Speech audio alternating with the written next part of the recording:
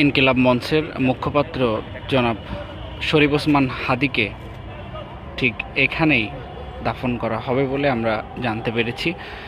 যেটি আপনাদেরকে দেখানোর চেষ্টা করছি যে মসজিদের ঠিক আমরা যেখানে দাঁড়িয়ে আছি সেই মসজিদের পাশে একটি স্লট দেখা যাচ্ছে এবং স্লটের পাশে যেটি ডান পাশে আরেকটি যেটি আমরা একটু দেখানোর চেষ্টা করি, ঠিক এখানে তাকে ডান পাশে দাফন করা হবে বলে আমরা জানতে পেরেছি। তবে এখন পর্যন্ত শিওর নয়, আমরা যতদূর তথ্য পেয়েছি আপনাদেরকে জানানোর চেষ্টা করছি।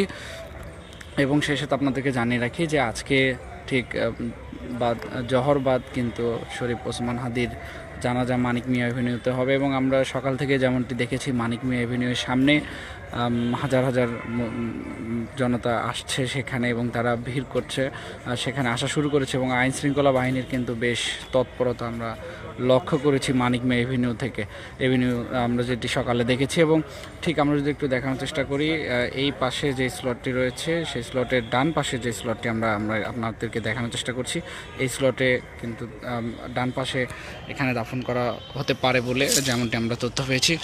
দর্শক, এই মুহূর্তে দৈনিক ইত্তেফাকের মাধ্যমে সরাসরি আপনারা যেমনটি দেখছেন যে আমরা রয়েছি যেখানে শরীফ ওসমান হাদিকে দাফন করা হবে বলে আমরা জানতে পেরেছি। আপনাদেরকে যদি জানিয়ে রাখি যে পৃথিবীর শেষ নিঃশ্বাস ত্যাগ করেছেন শরীফ ওসমান হাদি ঠিক বাংলাদেশ টাইম 9টা 40 শুক্রবার রাতে কিন্তু খবরটি ছড়িয়ে পড়ে বাংলাদেশে এবং তারপর থেকে আমরা দেখেছি বিভিন্ন দলীয় ব্যানারে বিভিন্ন রাজনৈতিক পর্যায় থেকে বিভিন্ন বিক্ষোভ মিছিল হয়েছে। সেই সাথে গতকাল আমরা দেখেছি শাহবাগে হাজার হাজার জনতা শরীফ ওসমান হাদির বিচারের দাবিতে, হত্যাকারীদের দ্রুত গ্রেফতারের দাবিতে তারা সারা দিনভর শাহবাগেই ছিলেন এবং শাহবাগেই সালাত আদায় করেছে।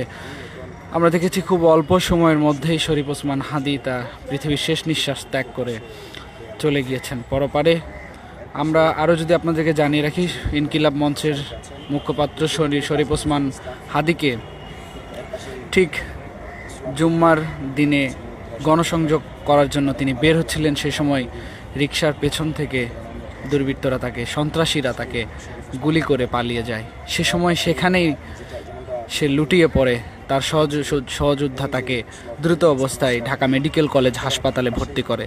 সেখানে তার অবস্থা গুরুতর হলে সেখান থেকে এভারকেয়ার হাসপাতালে নিয়ে যাওয়া হয়। সেখানেও তার অবস্থা খুবই সংকটাপূর্ণ হলে বিদেশে নেওয়া হয় উন্নত চিকিৎসার জন্য, কিন্তু তিনি পৃথিবীর শেষ নিঃশ্বাস সেখানেই ত্যাগ করেন চিকিৎসাধীন অবস্থায়। দর্শক, তারপরেই সেই সংবাদটি যখন বাংলাদেশের মানুষ জানতে পারে, ঠিক তখনই মানুষের মধ্যে ক্ষোভ সৃষ্টি হয় যে এখন পর্যন্ত কেন শরীফ ওসমান হাদির যেই হত্যাকারী তাকে গ্রেফতার করতে সক্ষম হয়নি আইনশৃঙ্খলা বাহিনী। দর্শক, এই মুহূর্তে আমরা জানিয়ে রাখি যে বিদ্রোহী কবি কাজী নজরুল ইসলাম এর কবরের পাশেই কিন্তু দাফন করা হবে শরীফ ওসমান হাদিকে। আমরা সেটি আপনাদেরকে দেখানোর চেষ্টা করছি।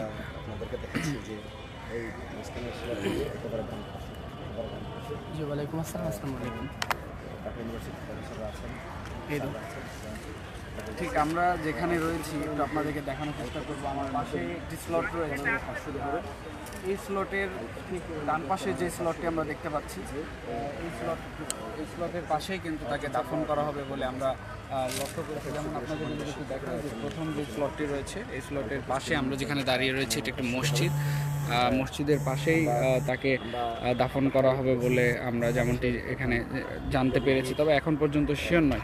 দর্শক, যেমনটি আপনাদেরকে দেখানোর চেষ্টা করছিলাম সরাসরি, এবং এটি ঠিক বিদ্রোহী কবি কাজী নজরুল ইসলামকে যেখানে সমাধি করা রয়েছে, যেখানে তার কবর রয়েছে, ঠিক তার পাশেই কিন্তু শরীফ ওসমান হাদিকে দাফন করা হবে।